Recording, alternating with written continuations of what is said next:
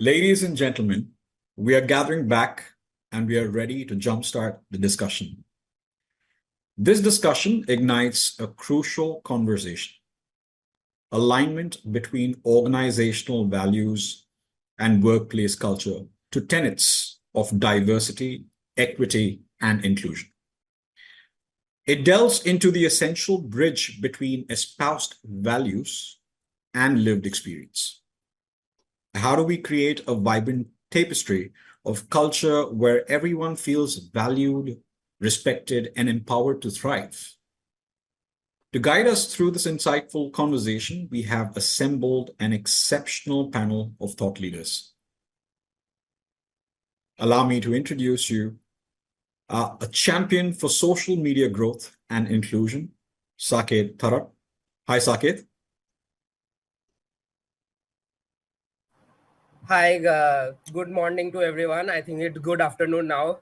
Actually, we have already crossed 12. So, yeah, but excited, looking forward to the conversation. Thank you, Saket.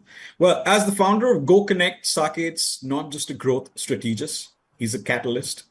He's propelled over 150 profiles to new heights, and his brand rocketed to become a top 10 player in Indian social media marketing, a testament to his skills and hustle. But Saket's vision goes beyond likes and shares. He's on a mission to democratize the digital space, helping micro, small, and medium-sized enterprises flourish on social media without breaking the bank. Once again, welcome, Saket, to the panel discussion today. Thank you so much. Right. Joining them is the esteemed Divya Jha. Hi, Divya. Hi, very happy to be here and excited to not just share my views but also learn from my co-panelists. Well, glad to have you. Well, Divya is a seasoned HR professional with a proven track record of translating business challenges into winning talent strategies. Her extensive experience spans across renowned organizations like Johnson Controls, Tyco, GE, Thermo Fisher, and Asian Paints. Divya's expertise lies in navigating the complexities of change management, talent assessment and development, executive coaching, mergers and acquisitions, and restructuring. Her ability to bridge the gap between business needs and HR strategy makes her a valuable asset to any organization. With a deep understanding of the current HR landscape, Divya brings a unique perspective to our discussion on DE&I. Once again, Divya, welcome to the virtual stage. Thank you. Right. Well, I'm delighted to introduce our next panelist, Sophia David, a leading voice in DE&I strategy. Sophia is a TEDx speaker renowned for her storytelling, brings 16 years of teaching experience, specializing in communication and leadership at top firms. She holds degrees in mathematics, English, and psychology, is certified by the University of Cambridge, and is a British Council accredited facilitator. A practitioner in NLP, Sophia also holds a level 2 certification as a workplace coach from the ICF. Additionally, she's worked as a TV voice actor and continues to work and enjoys theater, movies, and reading. Welcome, Sophia, to the virtual stage today. Thank you so much, Andy. It's always embarrassing when somebody reads your bio out, but thank you very much. Well, I try to keep it crisp and short. Thank you. And guiding us through this insightful conversation, we're honored to have Ms. Nilakshi Mukherjee, a familiar face to many of you in the PeopleFirst audience. Her esteemed position. Hi, Nilakshi. Hey, Andy. Keep it short for me, please. I'm equally embarrassed now, especially because I'm so humbled by the august audience that I'm sitting with. True. Well, her esteemed position as Senior Director at the Next Milestone Technologies speaks volumes about her vast experience and expertise, highly regarded within our community. Once again, I would like to welcome all of you to this panel discussion. Together, this illustrious panel possesses a collective wisdom that will undoubtedly illuminate the path toward a more inclusive future. With that, we can get this stimulating conversation going. Over to you. Thank you, Andy. Thank you for those wonderful introductions. And as I mentioned already, I feel quite humbled in the presence of this august audience, and I will try to keep it as relevant and as thought-provoking as possible, so that we, the audience and us ourselves, as Divya was mentioning, can garner maximum out of the discussion the next 40-45 minutes. Too short, too little, but nevertheless, that's what we have. We've been having an interesting conversation in the morning, and while we were preparing for the HR Awards this year, we have been having multiple discussions around DEIB and the practices that go across globally, et cetera, and which is where we thought it's important to talk about how organizational value alignments are really on the way of garnering DEI as an initiative, as a practice. But I'd like to start with a small story. Love storytelling as HR professionals, but this one was heart-wrenching. Having said so, thought-provoking as well. Heart-wrenching from the nature of the story. All of us heard of George Floyd, who kind of sort of got brutally murdered on the cities of one of the well-known nations. I wouldn't go too much into names, but yeah, George Floyd is a name. Having said so, this conversation is not about George Floyd. This conversation is about the bandwagon a lot of huge corporates jumped on to promote DEI. Now, the story is really about one of such corporates, again, without taking names. So this is one of the major top OTT players that we have, and they jumped onto the bandwagon of making very, very lofty DEI commitments, right? So about last year, I would think around the beginning of 23 or the end of 22, they claimed they were committing about $100 million over the next 5 years to organizations that help underrepresented communities find jobs in TVs and films, in addition to working with more filmmakers who are women and people of color. Fantastic. Fast forward to April this year. And amid the announcement of a massive loss in profits and subscribers, and we're not even getting into why, it is about the what, which happened, as well as a sizable stock decline, this particular giant laid off 150 workers and let go of dozens of contractors, many of whom, now this is where it is important for us to note, many of whom were people of color and member of the underrepresented groups. Several of these employees, anonymously of course, have spoken to various news outlets, media outlets, etc., where they believe, and this is heart-wrenching about the story, where they believe that they were considered expendable diversity hires, ladies and gentlemen, brought on to make the company look good, but ultimately, when the company ran into rough times, they were the first ones to be let go. Now, this is the story. This is the story about a particularly large, established organization wanting to do good.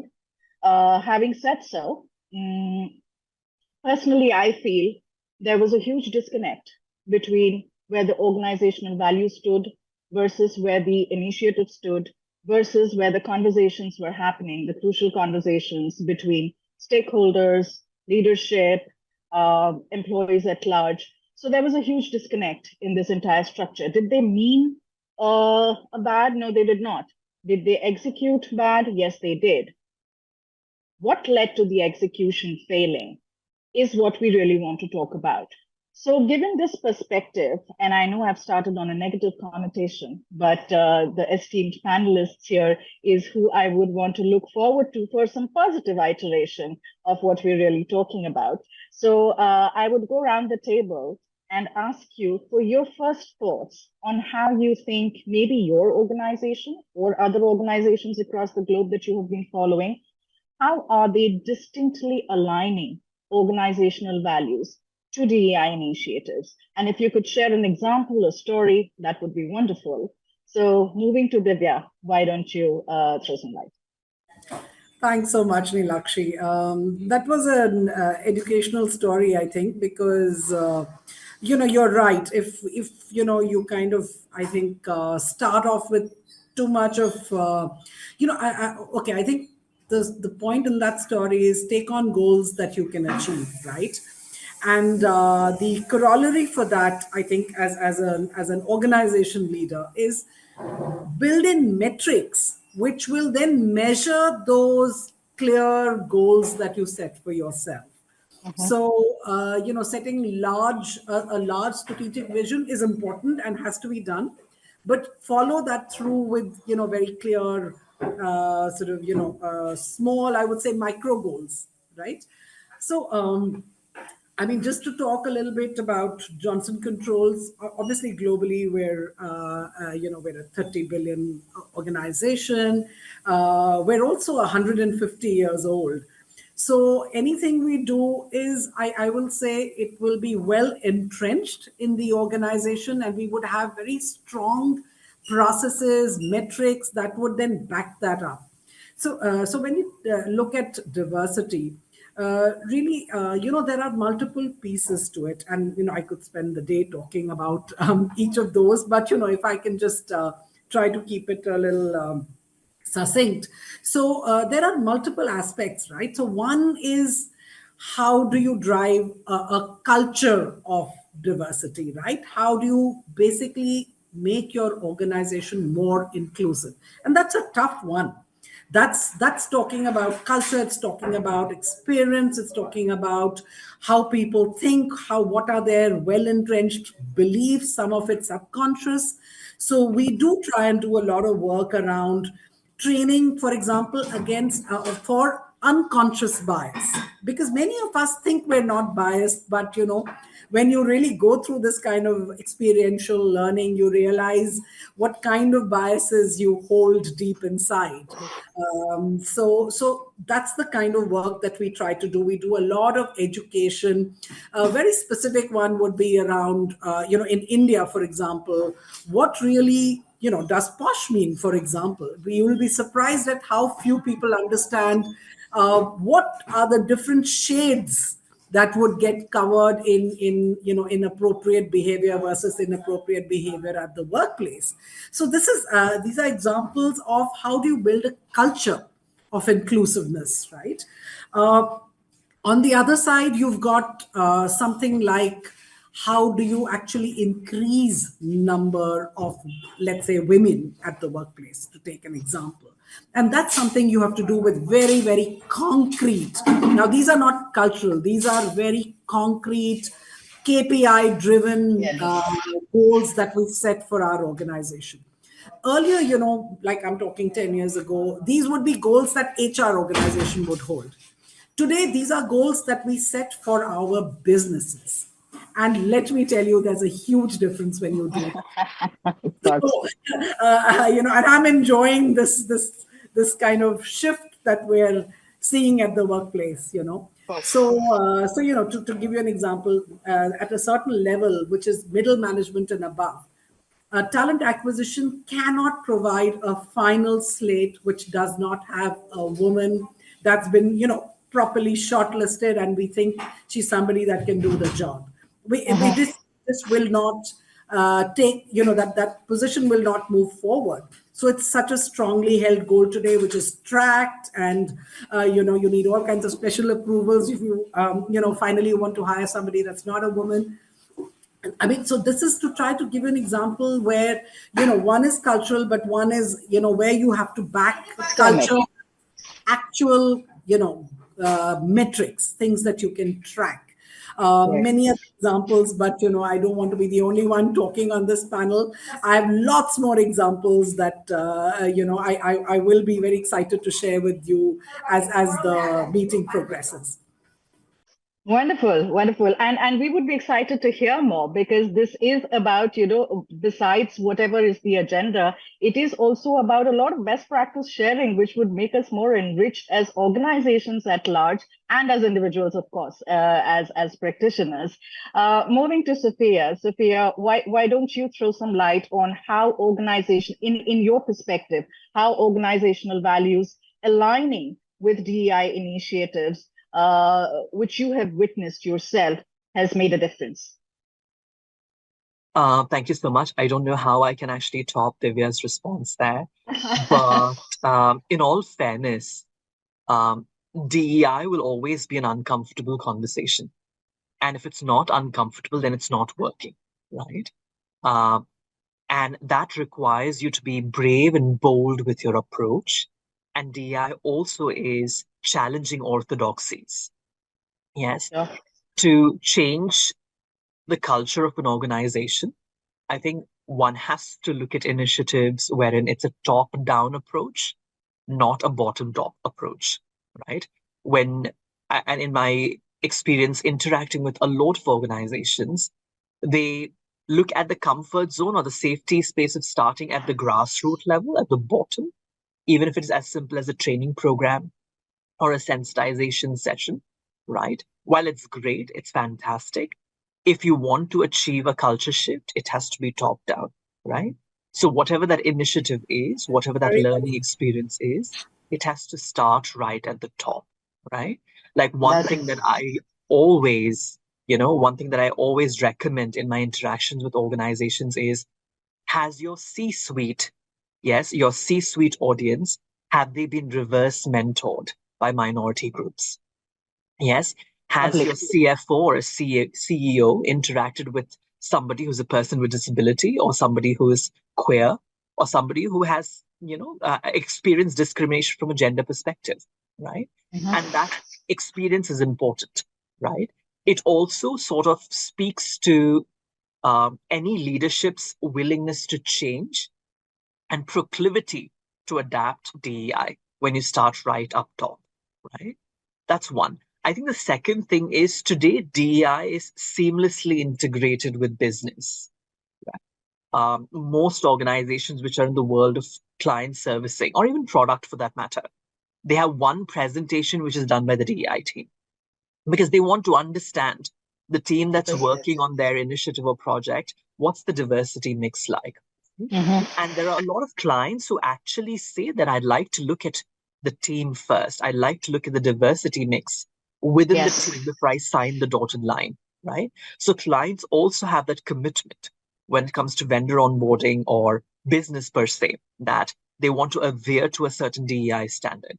So today, DEI is no longer an afterthought. Today, DEI is pretty much in line with business. I'm going to echo the sentiment that Divya shared, which is, it's moved from an HR-related goal to a business goal, right? Today, it's part of everyday conversation, which is fantastic, right? And in all fairness, even when we look at talent as an organization, when organizations go into universities and colleges to hire, right? When leaders pitch and present DEI in their firm, students actually pick employers based on their commitment to DEI, right? So when it comes to talent acquisition also, DEI is a critical metric. People or students actually make decisions based on what organization to be part of, based on their commitments and value systems when it comes to DEI, right? That's just my 2 cents. Back to you, Nilakshi. Thank you. No, absolutely. And thank you for that. And some very interesting points that I've picked up, which we'll spend a little more time on as we move on today. Saket, you work with so many organizations, right? And albeit as a different, in a different capacity. But having said so, you too have the visibility of how they're dealing with DEI. So tell me, do you feel we have moved a distance from where we started till now in aligning organizational values with DEI practices? Saket, can you hear us? Yes, I can hear you. So basically, if you will see, I have started my business in the age of around 19 years, of when I was around 19 years. So the first thought process was never to get into a business. I want to get into a settled job So I was finding for something like that. But after actually getting rejected from around 150 plus companies, we have agencies, I have basically, it was forced me to get into my own agency or my own business. So I have started exploring that option, and eventually I have started my own agency. And after some time, basically, when I thought that when I have tried a lot of companies and a lot of approached a lot of people to get me a job, and if I am facing this issue, there might be a lot of more people who might be facing similar kind of issue. So that's why I'm thought that if I start hiring such people in our agency, because they might have they might have that talent, but they are not getting that opportunity. So we have basically started circulating that on social media and on different media channels that we are hiring such people. Eventually, I have received over 200 plus applications, and I was surprised to see that a lot of applications of the in them are actually have been graduated in MBA from top colleges of India, and they were applying for an digital marketing agency that is based in Kolkata and started operations just less than a year back. So this is something that was very surprising for me. So I have basically approached them that why you are actually applying here, you should be in a better place. So the answer, they have been told that they have been trying into a lot of places from last 5 to 6 years. It's been 5 to 6 years they have been completed their MBA, they have completed their education, but not getting the desired job. So that was, I'm saying that this issue is still there. And if I will see the major issue behind that is because in the usual day-to-day activity in the current scenario, the company usually the business people don't get to communicate with people with disabilities. If you are seeing something very if I will say in a year, in a where बहुत कम, if I will say कि उतना नहीं हो पाता है कि किसी के साथ में आपको मिलना. So इसमें क्या होता है कि eventually you will hesitate to communicate with them. You don't know to how to communicate with them, how to interact with them, how to train them. So eventually you don't hire them.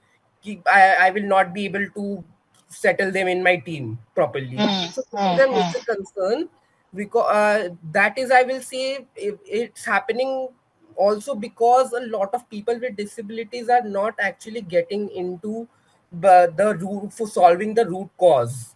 If we if we get more visible, those people will also get the chance to communicate with us, so they will also get to learn that how they can actually approach us and just talk like anything, like any other normal people, like any other employee. even if you will see on the business part, when I have got into the networking side, because if you are a business, you have to be in networking.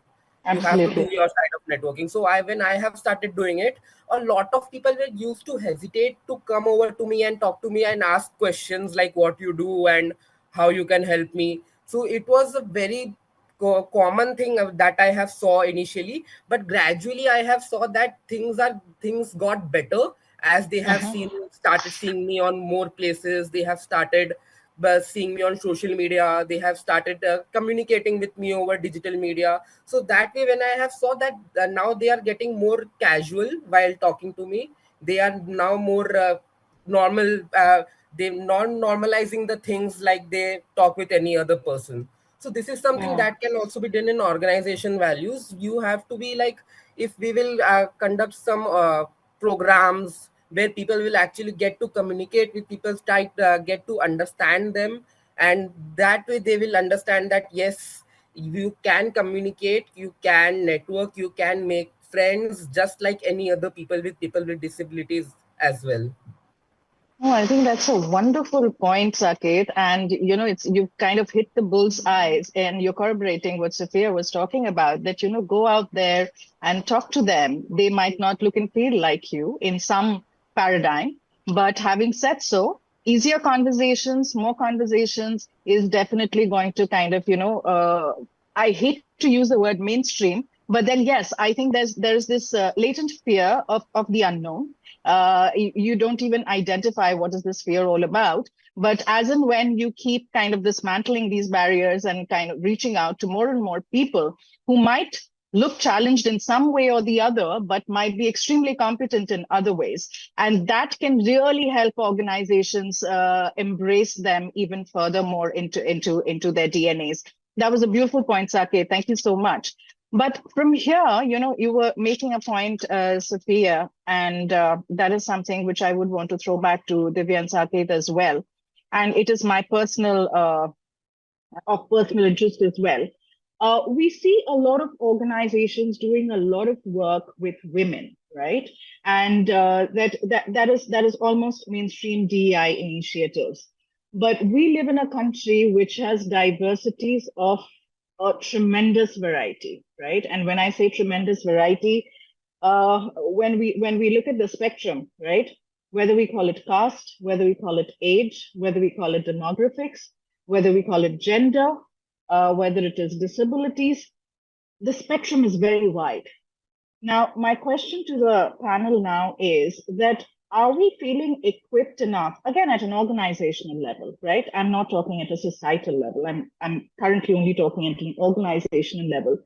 Do we think we are giving kind of adequate amount of attention to the entire spectrum? That is my first question, and based on the answers, probably we'll build on something else. So again, the spectrum is very wide.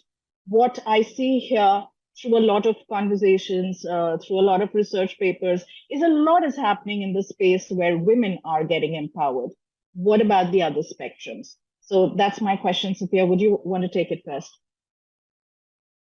I think most tier one organizations recognize that we can't have a situation wherein we focus only on gender and, get the persons with disability community or LGBTQ to wait at the door, right? Yes. So most tier one organizations recognize that it has to be an equal and a proportionate approach for each of them, right? I think it becomes challenging when equity is redistributed, right? But also, I personally believe that when you emphasize on one gender metric, on one diversity metric like gender, and leave the others behind, then that's not progress at all. And it also affects the one that you want to focus on also, right? Yes. Because yes. they seem to forget intersectionality. Mm. I mean, if you look at, say, transgender issues, to be specific, right? People neatly tuck in trans issues into LGBTQ, but trans Yes. issues are also a gender issue, right? Yes. And that overlap and that intersectionality and understanding the complexity around that is something that's worth considering, right? So while people criticize and say that, oh, June is for Pride Month and March is for gender, yes, well, people make that criticism. We spend 1 month advocating for it. I also feel that by having that approach, you're also being proportionate. You're placing emphasis on all of them rather than having one celebratory month for one diversity metric. You are accounting for all minorities within an organization and sort of evaluating what you can do in terms of policy making, in terms of initiatives, in terms of sensitization, employee work cycle, etc., right? So I'm for the idea of sort of observing a month for a particular diversity pillar, right? But that said, you have to understand that on the 1st of July, queer people are still queer, right? At the beginning of April, women still go through issues and struggles at the workplace. They still go through microaggressions, and they look at the world. Their worldview of the workplace is very different. Organizations need to sort of evaluate and understand that their emphasis on minority pillars has to be proportionate. And I want to believe that most tier one organizations do that. Tier two organizations definitely are catching up, right? They're recognizing that, this is what we need to do if you want to move ahead from a DEI perspective. Yeah. Wonderful. Divya, do we have you with us? Okay. Divya, can you hear us? I can hear you. For some reason, I'm not able to control my video. I don't know if somebody's controlling it on the back end. First, I couldn't switch it off, and now I can't switch it off. No worries. I will just kind of put in the question to you, and I will let the backend team look at the video. So, so this is a shoot off from what Sophia was talking about, and when we started talking about the various dimensions of diversity, right? Now, Sophia very rightly mentioned that, most tier one organizations, and yours being one as well, I would think they are proportionate about their approach towards the various dimensions. Having said so, when you look at, through an organizational lens, when you look at other parts of the demography of India and look at other organizations, where do you feel we need to step up when we say that it needs to be proportionate and equity now, place on the conference table? So, there are a couple of things here. One, of course, I think the big focus does need to be on people with disabilities. And I liked all of what Saket was talking about, because I think that's the one where, again, I was talking earlier about goals and, very concrete actions that organizations can take. Right. To me, I think that's an area that's still, I think there are enough biases many of us may have. And, so that's an area, whether it's, from culture building, or whether it's actually, concrete steps on, on skilling and, identifying jobs that can be done by differently abled persons, all of that. So to me, that's one area, because I think there's a lot of focus on around women, but I think this area there's a lot more that I think we can do.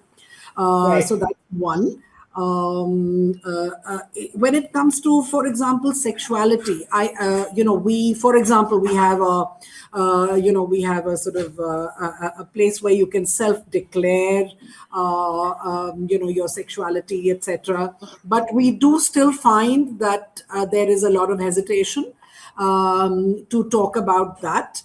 And therefore, I would say, if I have to prioritize, that one would come in later, simply because at this point in time, it's not about the organization as much as it is about, the employees themselves, whether they are comfortable, self-declaring and, kind of wanting to, sort of have those conversations and that training and, all of that. So, I'm saying, let's pick the battles that we can, engage in, and, kind of create, sort of goals and metrics. Yes, Sophia. I can't hear you, sorry. No, thank you, Divya. I mean, I'll let you finish. I just had to share another perspective. Let you finish, Divya. Go ahead, please. Oh, no, I'm done. That's good. Thank you very much. Right. So I think even when it comes to accessibility, Nilakshi, there is that classic case of the cart in front of the horse, right?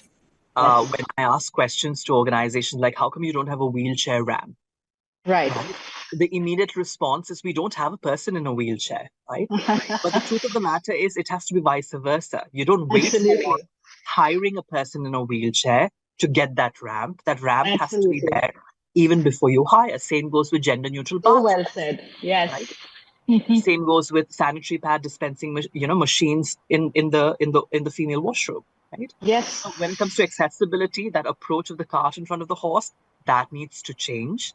Right? And that also makes it proportionate. Right? That also makes it proportionate. Right? Thank you.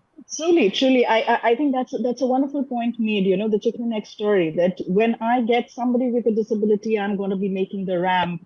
But what we are losing sight of is that the person who needs that ramp will not enter your organization, even for an interview, if you don't have it ready, right?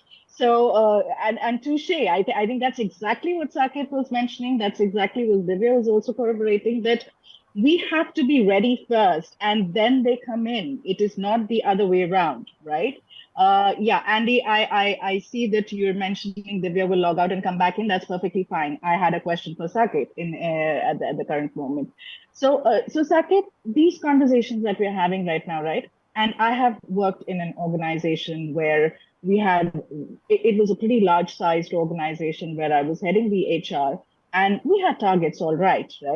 There were ways and means of meeting those targets as well, right? But it was imperative on us to ensure that when we hire, it is with the objective that they have a plan in place. It's not just about ticking those boxes, which in multiple places we keep talking about.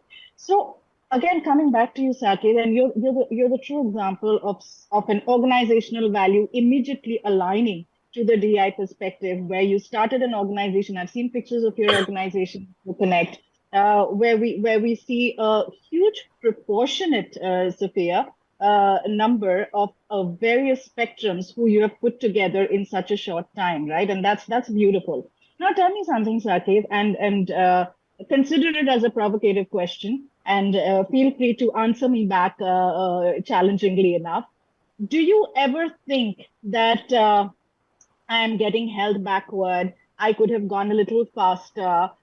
I could have, my productivity could have been, because obviously when you're physically disabled, I wouldn't use the word challenge because all of us are challenged in some way or the other, right? So if there is a disability, do you think that holds your organization back in any way? Because this would be a preface to my next question. So do you ever feel that you would have been more productive, more profitable, more successful as an organization had the proportion been a little more lopsided towards what we know as full-bodied, able individuals? Yes. So I would like to tell a story. This will also be a continuation of the basic conversation we were having. So there is a basically corporate park that is in Kolkata. So I am doing my business in Kolkata, so I will talk about it. So there is a corporate park which has around 300 offices here. So when I have started my business, so I used to go there very often for the client meeting. And in the entrance of that certain building, there used to be around 8 stairs. So every time I had to go to that building, I had to ask help from around 3-4 people to basically lift the wheelchair off to the elevator. So this is something that was very difficult initially, but gradually what happened that once I started going over there very often, after 2-3 months, one manager of that building has came to me and told that you are facing a lot of difficulties over here. So I am just talking with the management of the building to install a ramp over here. So they have basically submitted a letter, and later on they have installed a ramp over there. So that corporate building is around 50 years old. So I have asked them that why the ramp was not installed previously here. So there no one else is coming till now in a wheelchair. So we haven't found it important. So I have told, if you have installed it previously, it wouldn't have take 50 years to someone to come So over somebody here. to come in. Yes, of course, of course. So this is so that's why a lot of people might have faced such issues that they might be not having able to grow as much they could have been because of these issues. Because if you will not be able to go over there, you will not be getting that much visibility as a business as everyone else will get. Because ultimately the client will see their work. They will not see that if you are on a wheelchair, they will actually compromise with you and come over to your place or Right. like that. So you have to be if our places will be more accessible, people minds are more on that accessible side. There are chances that obviously more people will able to gradually come over here and become more visible. And if I will say there is a harsh reality, if I will say that currently in India, if we will say diversity hiring is currently having going on quota basis. Like if government has been told that we need to hire certain amount of people with disabilities, they are actually submitting auditing reports that we have hired this much people of disabilities, but they are utilizing their capabilities or not, or either they are looking to hire them with that perspective that they will help us to grow our business is not, is still a question. True. So that brings back to that same question in very short, if you could tell me, Saket, do you feel you are at your optimum productivity with the workforce that you have put together? Yeah. Or do you think, no, maybe I could have done better if I was not concentrating so much on hiring the workforce that I did? So in that case, I would say that in that also I will say a story. Recently, I have went as a speaker over a certain platform, and there a man approached me and said that my brother has a certain disability where he basically cannot hear or cannot speak anything. So I have told him that, then how I can help you. So he told that he is a really good person and he is really good at doing SEO. search engine optimization. So I have told them, yes, I have a digital marketing agency, as I have told you. So I can definitely try him out. So he has done SEO from one of the top universities in Canada, directly from Okay. India. But after returning in India, because of his disability, he needs that much of care, and his family cannot shift. So he came back to India, and here he is not getting that job anywhere else. So that's when I have hired him, and I would say that in just 3 months, he has been one of the top employees of our team, and also he is doing really well. And if I will say, he has helped us because of his the amount of work and the quality of work he is doing. We are getting a lot of referrals. So this is something that if that is Amazing. so agency that might have been rejected his letter, might have missed out on a big opportunity. No, On I missed agree. out So on a I big think you beautifully answered the question through a story, and you needn't have gotten into statistics or numbers. That yes, you are on a path of enhanced productivity with the decisions that you have made. That's wonderful. So that brings me to my last question before we close in to Divya. Divya, from a business perspective, Divya, are you there with us? Yep. But the challenge seems to be still on with the video, but nevertheless, this is a question that I would love you to answer and throw some light on, Divya. That now it brings me to that key critical element. What have we started measuring that whether a diverse organization is performing any better or worse than a not so diverse organization? I'll put it as simply as that at this point in time. I'll not get into too much of stats or numbers for the paucity of time, but just a overview of, do you feel a diverse organization with multi-faceted personalities from various walks of life, is that impacting, to begin with, is that impacting our productivity, profitability, overall performance of the organization, and is it getting measured anyhow? So that's I will answer it differently. You don't need to answer this. You don't need to measure this anymore. That's so. I would say. I mean, to me, it's not relevant anymore. If someone is still questioning whether a diverse workplace, is a better workplace to be in, where there is more innovation, there's more engagement, there's more ideas that come in every day, then at least my organization is not perhaps where they would fit in, right? I mean, I'm going to be very brutally direct on this. So yeah, the simple answer is, I think this is a deeply and very strongly held value, that this is something that is non-negotiable for us as an organization. And I will say that it has been for previous organizations that I've worked in earlier as well. So at this point, really, we are not measuring impact in that sense, because I think it's a question that's been asked and answered a long time ago. No, that's and I'm so happy you gave me this response, because there was an intent behind this question, because there are still a lot of organizations which are measuring women participation still from the perspective of how much of maternity would she might require when the time comes, would she be able to balance her work life? Now I'm talking purely of a gender bias here. And if from a large organization as yours, Safia's, and Saket, he's doing his own thing, and beautifully so. If I'm hearing that these biases are slowly diminishing, while I'm not sure if it is across the board, but if some large establishments are saying that these biases and these lines are diminishing, I'm only hoping, and I'm only kind of aspiring to be a part of that society where across the board, we would be getting similar responses, where these biases don't exist, where these lines don't exist, and where organizational values are truly aligned. And I do hope we come to a point where we're not having diversity discussions anymore, because it's so much a part of mainstream. But I think we still have a distance to go there.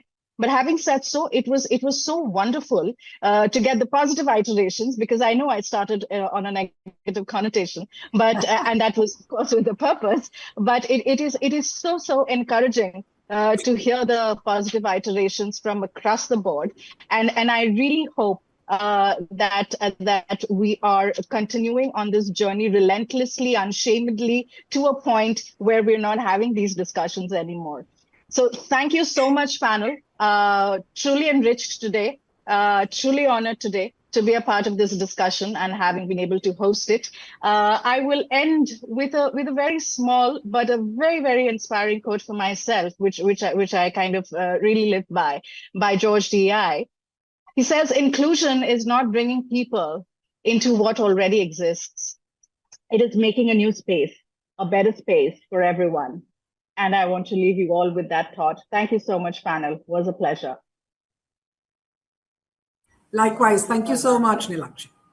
Thank you. Thank you, Divya. Thank you, Sophia. Thank you, Saket. See you again the next time.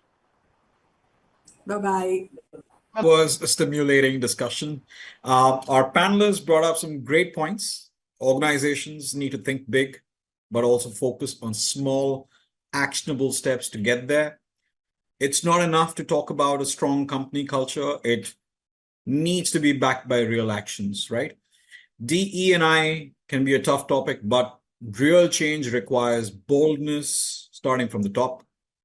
One interesting idea is reverse mentoring, where top leaders are mentored by minority groups as well. DE&I isn't just an HR goal anymore. It's a business goal. We can't just focus on one type of diversity and ignore the rest. Companies need balanced policies and initiatives that include all minority groups. And a diverse workplace, to sum it up, is a better workplace to work in, fostering more innovation and a flood of new ideas. So thank you to our panel discussion once again.